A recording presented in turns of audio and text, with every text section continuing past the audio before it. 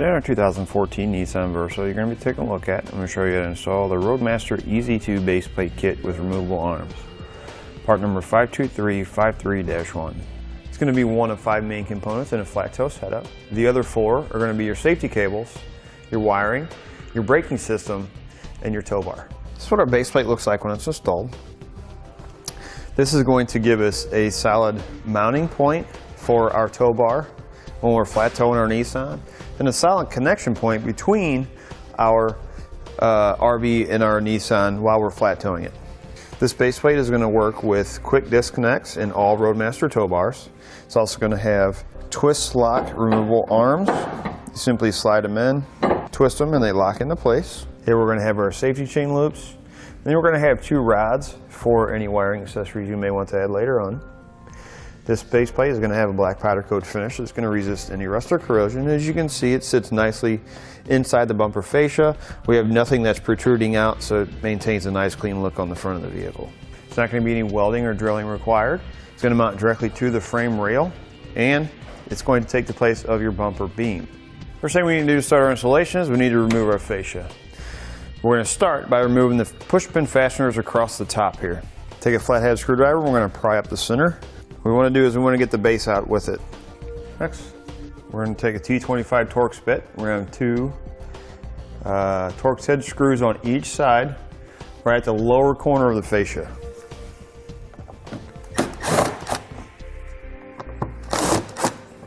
Right at the lower center part of our fascia, we're going to have 2 10mm head bolts we need to remove. And on each side of those bolts, we're going to have 2 plastic pushpin fasteners. Here on our driver's side, we're going to have a few other pushpin fasteners we need to remove, because this part here is part of our fender liner. We're going to have to pull it back once we get these off to get access to a 10mm bolt. So we'll go ahead and pull these off the same way. Your directions do not say this, or don't tell you this. And then only on our driver's side, we're going to have a pushpin fastener on the inside of our fender liner, on the front side of our tire.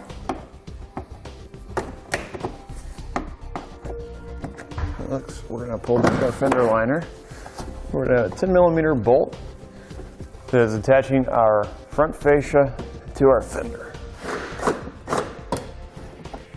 We're going to have one of those bolts on each side of the vehicle.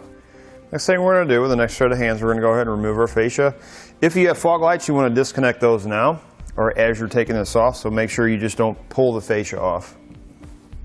We're going to start on the outside by our tires and work our way into the seat. We're just going to slowly pry outward, and then we'll set our fascia aside once we get it off in a safe place. Next, we're going to remove the shock absorption pad. This will not be reinstalled.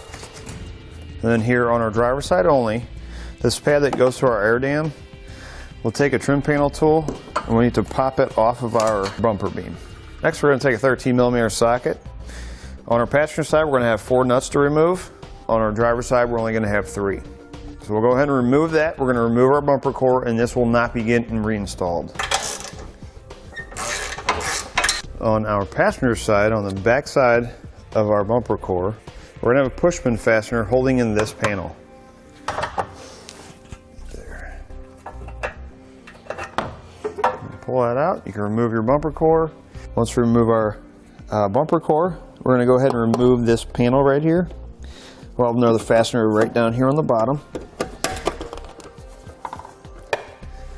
Next thing we need to do is we're going to have to remove this panel here on our driver's side, or this plastic air deflector.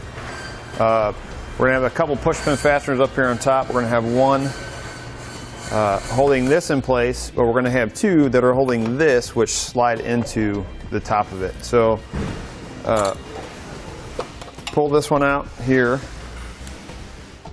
and then the one here.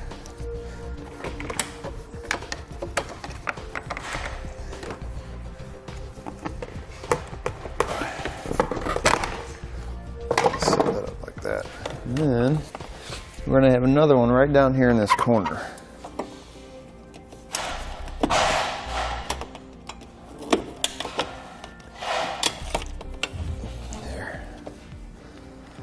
And pull this out, and it will not be reinstalled. Next, on our fastener side, our washer fluid reservoir, we're going to have a Phillips head screw holding it in place. Go ahead and remove that.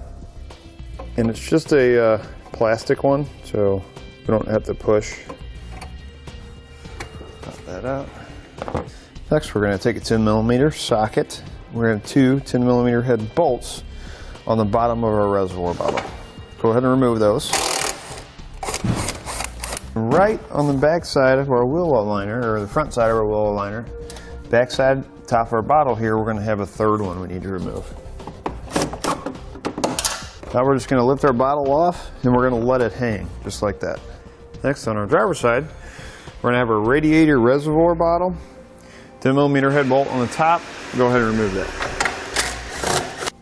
Our radiator reservoir bottle, we're just going to kind of pull up on it and make sure it's loose. We'll kind of slide that out of the way. Now we'll set our main receiver brace in place. We're going to line up the plates with the bolts coming out of our frame, just like that. Then on both sides.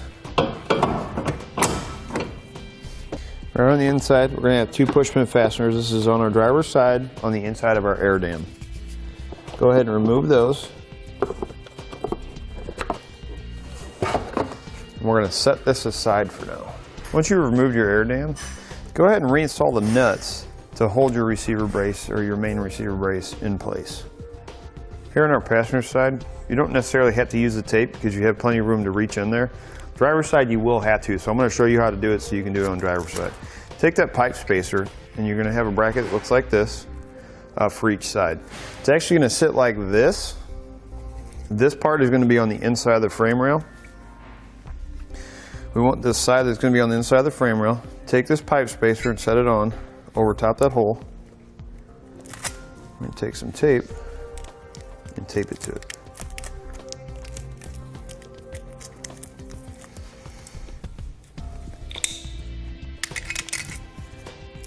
Get the tape out of the center of the hole. I'm going to set it just like this. We're going to have two short hex bolts like this. We want to make sure we're using Loctite on all of our bolts. And Loctite does not come with your kit, your base plate kit, so you will need to pick some of that up. You can find some here on our website, here at etrailer.com. We're going to go down through the hole like that. Again, we'll have two holes there, a lock washer and a nut. We're just going to loosely install those for now. We're going to take the long hex bolt. We're going to go through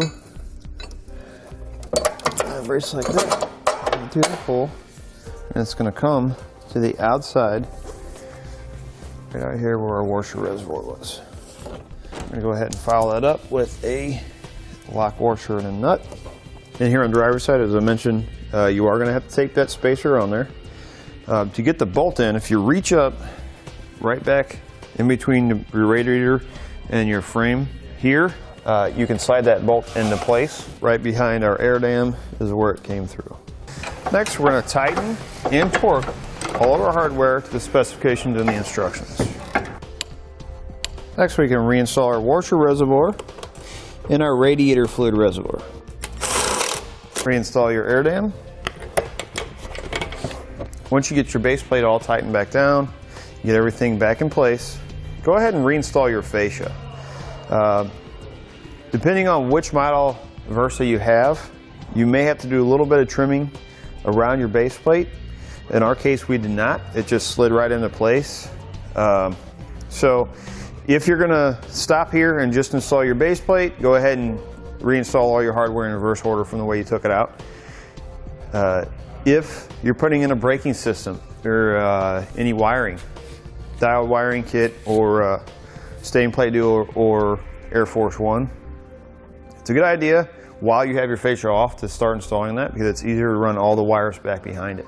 That'll do it for a look at and installation on the Roadmaster Easy2 base plate kit with removable arms, part number 52353-1 on our 2014 Nissan Versa.